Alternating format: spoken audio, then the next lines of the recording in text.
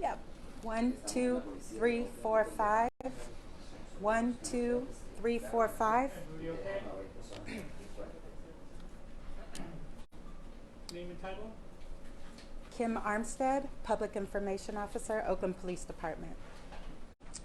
So good afternoon and thank you for joining us. The city of Oakland tragically lost 3 lives due to senseless gunfire last night. With the loss of these 3 individuals, Oakland is now at 90 homicides for the year compared to 97 at this time last year.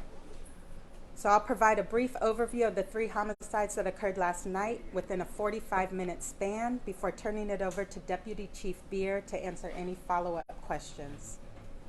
The first 2 homicides occurred just before 7:45 p.m. in the 3100 block of Telegraph Avenue. Our communications division received a ShotSpotter activation in the area for multiple rounds. Upon arrival, officers located 2 male adults, one 27 years old and the other 59 years old, both suffering from gunshot wounds. OPD officers and personnel from the Oakland Fire Department rendered medical aid, but unfortunately, both victims were pronounced deceased on scene. A 3rd adult male, 19 years old, self-transported to a local hospital with non-life-threatening injuries. Through the preliminary investigation, there appears to be multiple shooters in a vehicle that opened fire on a crowd of individuals at 2 separate establishments in the 3100 block of Telegraph Avenue. At this time, we are uncertain of the motive and are investigating all possible leads. Less than an hour later, we received information about a 3rd homicide in the area of East 20th and 23rd Avenue.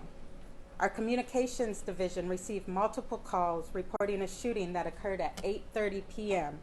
in the 2200 block of East 20th Street. When officers arrived on scene, they located an adult female, 48 years old, suffering from a gunshot wound. Officers rendered aid to the victim until relieved by medical personnel, but unfortunately, the victim succumbed to her injuries and was pronounced deceased on scene. While investigating these 3 homicides, officers also had to address 4 separate shootings that occurred citywide within a 13-hour span. Additionally, we were also investigating an incident close to home, as 2 of our officers were actually injured by a suspected drunk driver last night. The officers were providing traffic control in the 3000 block of Telegraph Avenue for the homicide investigation when the collision occurred. An individual suspected of driving under the influence collided with 2 OPD patrol officers. One officer was inside a fully marked OPD patrol vehicle, and the other officer was standing outside. Thankfully, both officers were transported to an area hospital with non-life-threatening injuries. The driver of the vehicle was arrested for suspected driving under the influence, and anyone with information is asked to contact the OPD traffic unit at area code 510-777-8570. So I'll now turn it over to Deputy Chief Beere for any follow-up questions. Thank you.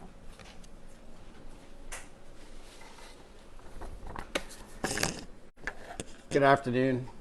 I'm Deputy Chief James Beere, and I'm open for any questions. Chief, as far as that, most of the people, did you officers say that they were firing from one vehicle, and were they targeting specific or indiscriminate targets, or was there someone they were targeting among the crowd? At this point, early on in the investigation, we do believe there was multiple shooters shooting from inside the vehicle. It wasn't in a specific direction. At this point, I can't confirm or deny if they were specifically targeting one person. So a lot of people at the scene said that the 2 victims on Telegraph Avenue were of Muslim descent, and some people believe that it could be a hate crime. Are you investigating this as that, or what are your thoughts? Currently, right now, our homicide section is investigating all angles of this crime. This incident is very obviously tragic, shocking for our community to experience this over and over again. We're taking nothing off the table, but we're investigating every possible scenario that may have resulted in this violent crime. Can you give us the names and ages of the victims? Unfortunately, right now, we're still working with our victim outreach and advocates, as well as the homicide section, to make the proper notifications to family, the next of kin notifications, so I can't release their names at this point. Can you give us any info on the police officers that were injured? Release the names of the officers that were injured? Or any info, if they're veterans or... So both officers have been working in the downtown area.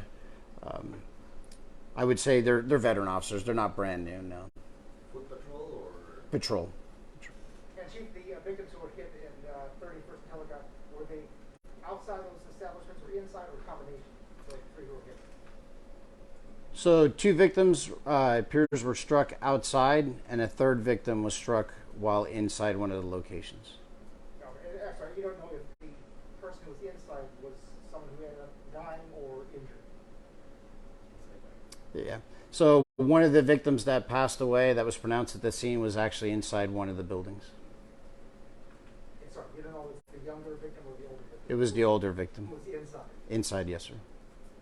Chief, with so many incidents happening at once and resources already limited in terms of officers and responding to the scene, what kinds of challenges has this presented to not only officers but also to the entire city, and are people at risk because you're stretched so thin? It is a significant challenge, actually, for our staff and for the community. Anytime there's a critical incident, whether it be a fatal accident, a homicide, or a barricaded suspect, or just a serious crime that's evolving, it drains a lot of resources. To properly do it safe, to contain the area, to make sure not only for the safety of the community, but the officers and then the people involved as well.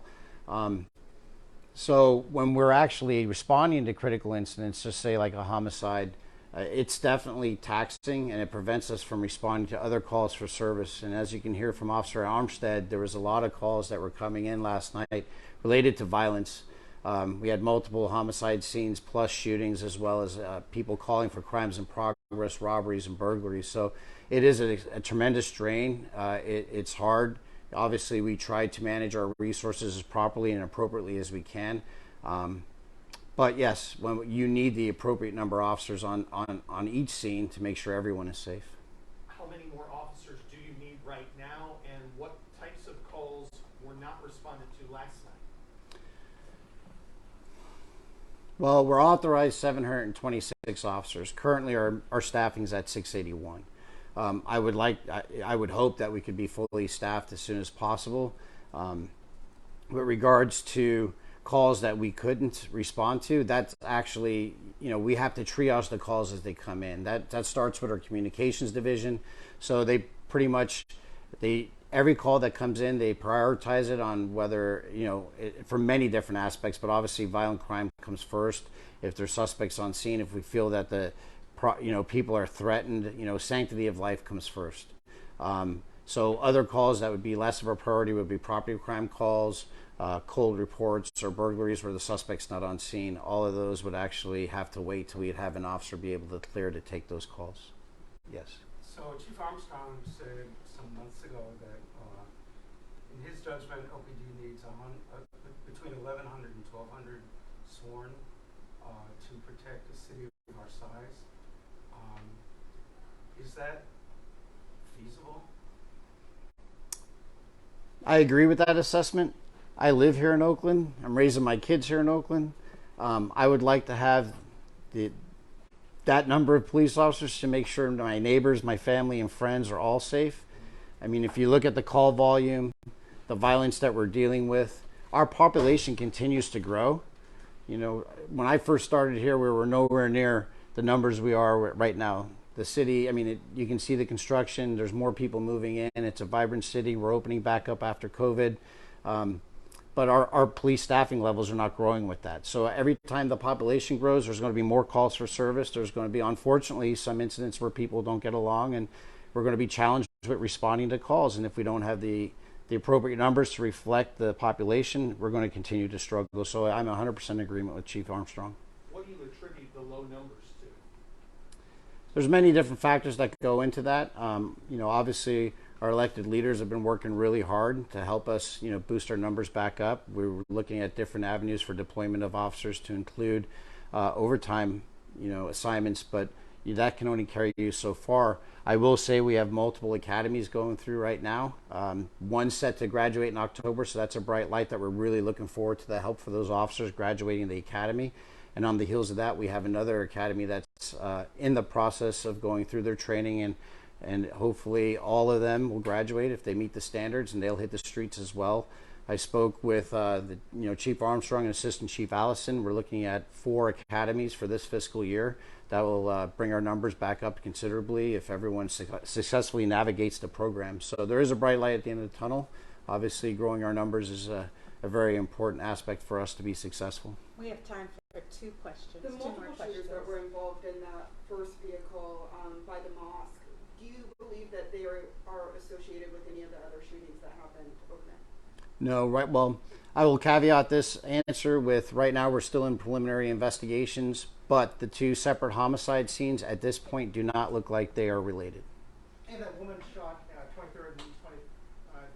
Can you say if she was in or near a store, in a car, on foot? Anything about what happened?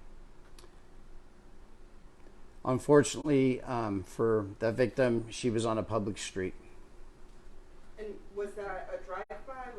What was the circumstances of that shooting? I can tell you that someone called 911 and reported that it appeared someone had been shot on the street. Officers responded and found the victim suffering from gunshot wound. Last question. The 17-year-old girl that was shot as well in Parktown. Do you have any information about what happened there and update on her condition? I'm sorry, the 17. The 17-year-old girl who was shot, I believe it was off International. Do you have an update on her condition? The 2600 block. So she's currently being treated and she's in critical condition at this moment in time. Do you have an update on what happened there? So, okay. Okay.